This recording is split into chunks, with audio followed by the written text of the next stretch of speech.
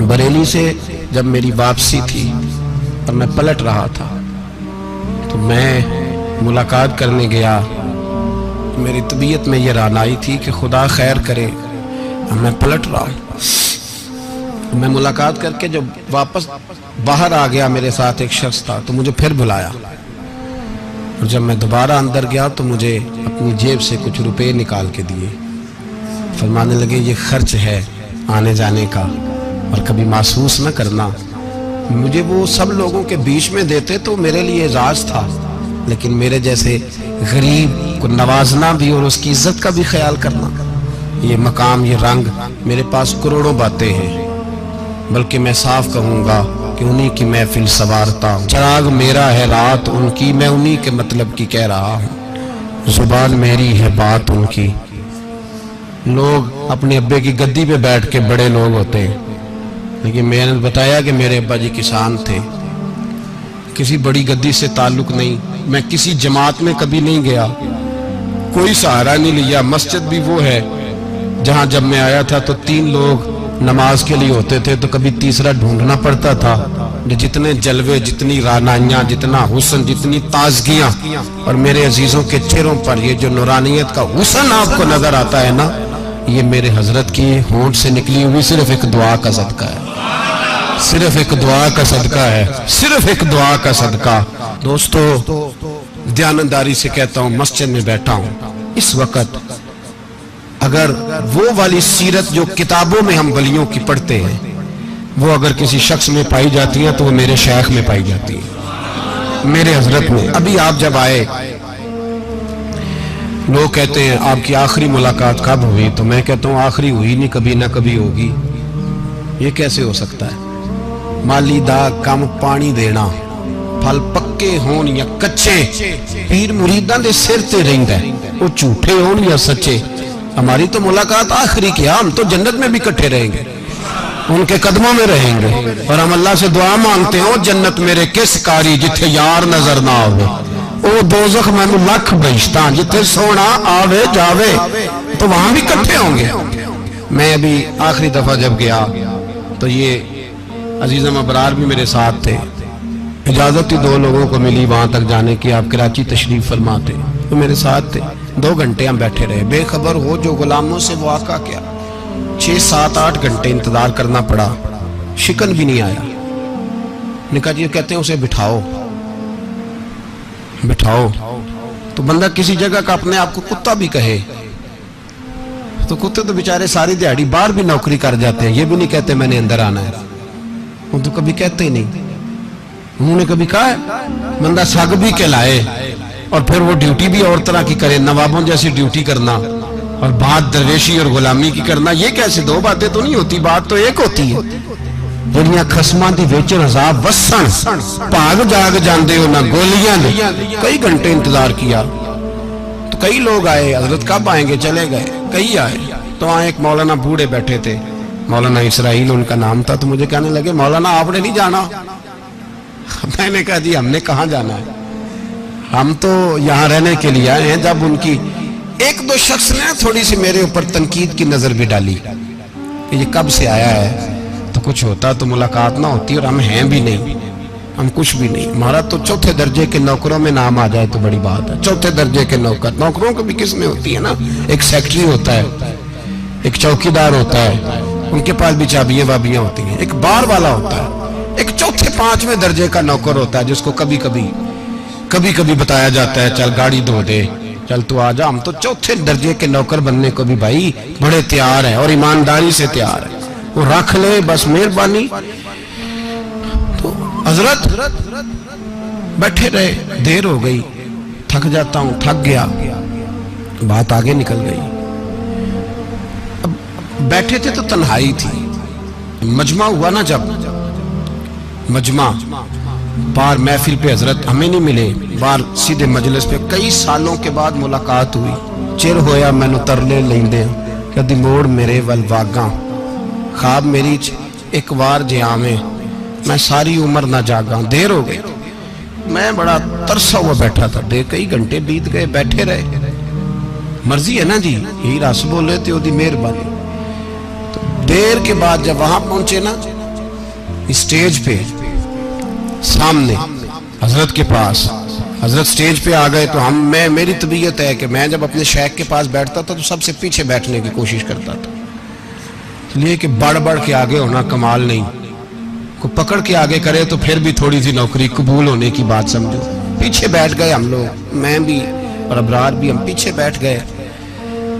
اب وہاں علماء اور مشائخ کا ڈھیر لگا ہوا تھا، حضرت کی نظر بظاہر خاصی کمزور ہے، لیکن جب بیٹھے تو یہ میرے ساتھ موجود تھے، آپ گواہی لے سکتے ہیں، حضرت نے فوراً نقیب محفل سے کہا کہ وہ پیچھے بیٹھا اسے تو آگے بلاؤ۔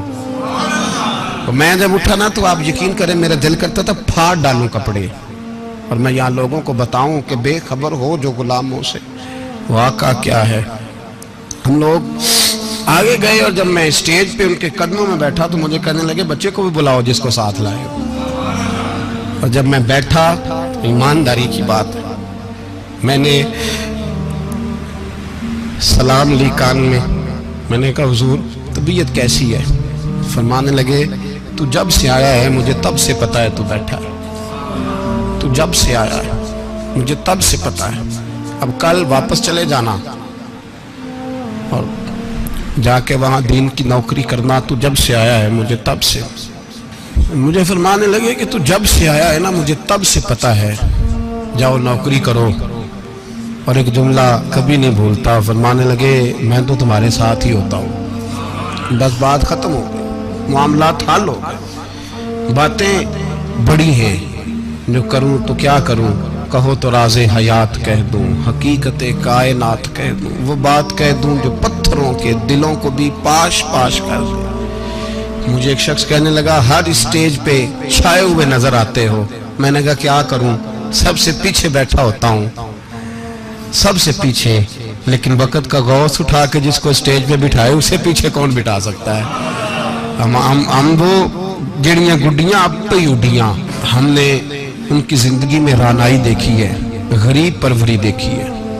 میں اتنا بڑا نذرانہ نہیں کبھی ان کو دے سکا، میں کسان کا بیٹا ہوں، میں تو ابھی 9th کلاس میں تھا، میرے ابا جی پردہ کر گئے تھے، میں نے بڑی غربت میں وقت گزارا ہے، لیکن مجھے ان کے ارب اور کھرب پتی مرید ہیں۔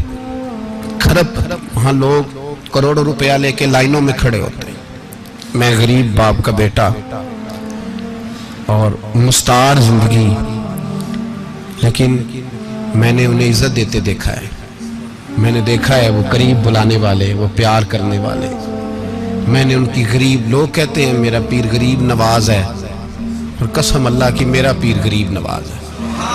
میں نے غریب نوازی دیکھی ہے، میں نے وہ رنگ دیکھا ہے، میں نے وہ جلوہ دیکھا ہے، ان کے نرگسی ہونٹ جب کبھی کبھی میرے پیشانی کا بوسہ لیتے تو مجھے یوں لگتا کہ اللہ نے جتنی خوشبو دنیا میں رکھی تھی میرے شیخ نے ساری میرے وجود کے اندر اڈیل دی۔ بریلی سے جب میری واپسی تھی اور میں پلٹ رہا تھا تو میں ملاقات کرنے گیا، میری طبیعت میں یہ رانائی تھی کہ خدا خیر کرے، میں پلٹ رہا ہوں۔ میں ملاقات کر کے جب واپس باہر آ گیا، میرے ساتھ ایک شخص تھا تو مجھے پھر بلایا، اور جب میں دوبارہ اندر گیا تو مجھے اپنی جیب سے کچھ روپے نکال کے دیے، فرمانے لگے یہ خرچ ہے آنے جانے کا اور کبھی محسوس نہ کرنا۔ مجھے وہ سب لوگوں کے بیچ میں دیتے تو میرے لیے اعزاز تھا، لیکن میرے جیسے غریب کو نوازنا بھی اور اس کی عزت کا بھی خیال کرنا، یہ مقام، یہ رنگ، میرے پاس کروڑوں باتیں ہیں، بلکہ میں صاف کہوں گا کہ انہی کی محفل سوارتا ہوں، چراغ میرا ہے رات ان کی، میں انہی کے مطلب کی کہہ رہا ہوں، زبان میری ہے بات ان کی۔